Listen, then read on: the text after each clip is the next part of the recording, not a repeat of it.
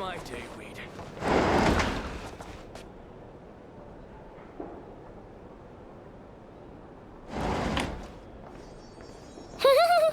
Feels pretty nice having someone sort out our food and lodging for us, huh?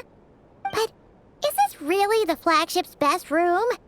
It's pretty big, make no mistake, but it looks a little worn out, right? Though, to be perfectly honest, that feels right at home with everything else we've seen of Nasha Town. You mean it's got something to do with Nod-Krai's history? Oh, that makes sense. But what exactly was this calamity?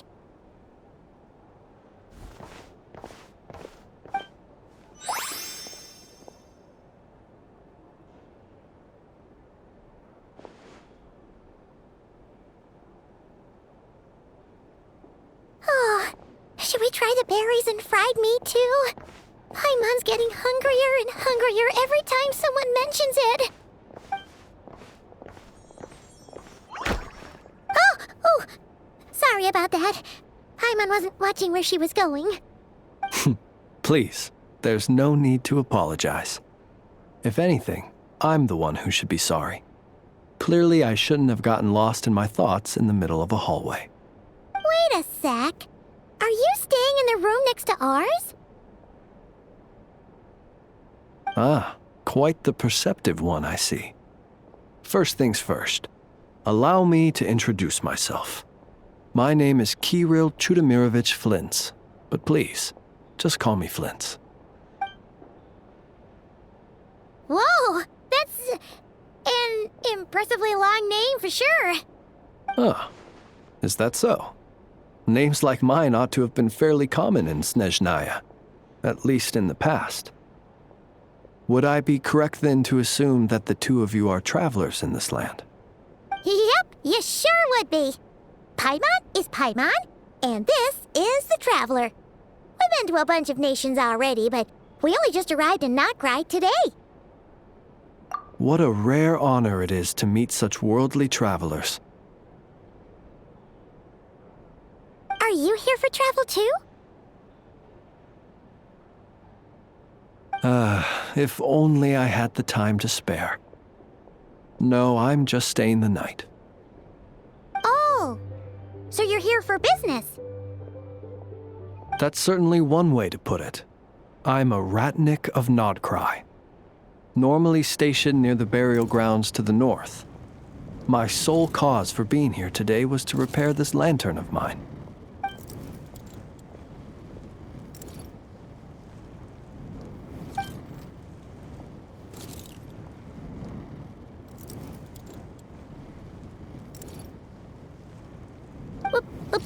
Burial grounds?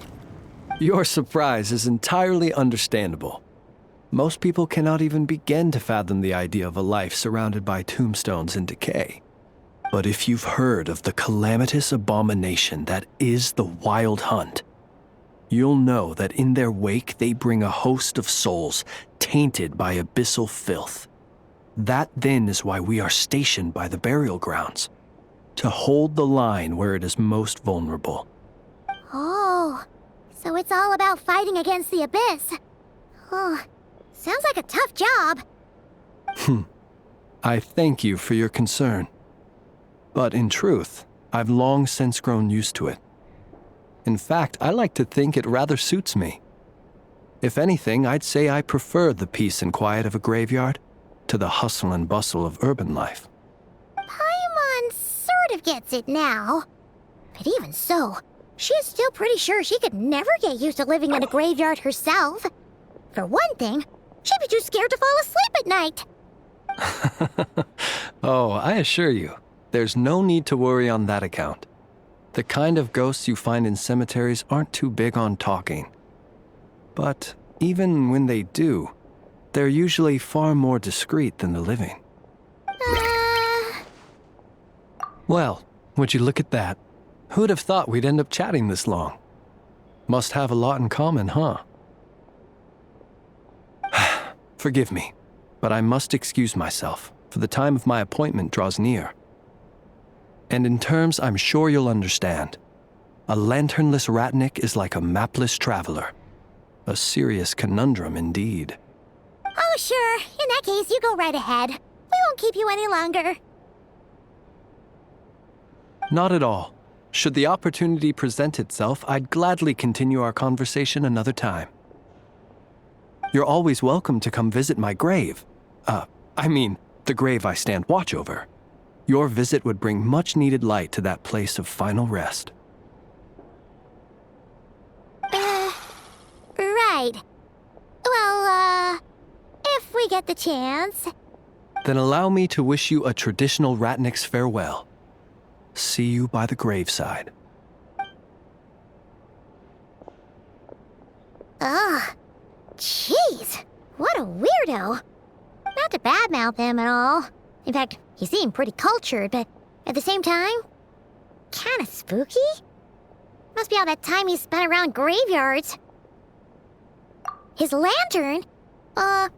No, not really. You mean, 'cause it was broken? Huh. Guess you've always had a nose for stuff like this. If you're worried, you can always ask him the next time we cross paths. Hey, don't you start spouting all that weird stuff too.